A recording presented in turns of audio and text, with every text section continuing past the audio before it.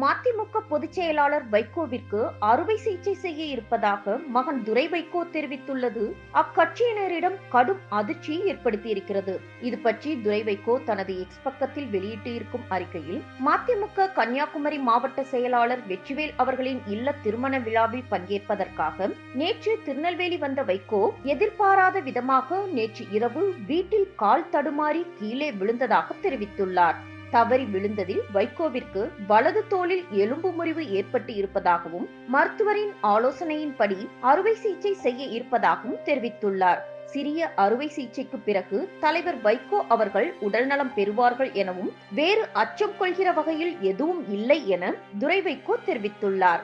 இது மதிமுகவினரிடம் கடும் அதிர்ச்சியை ஏற்படுத்தியிருக்கிறது.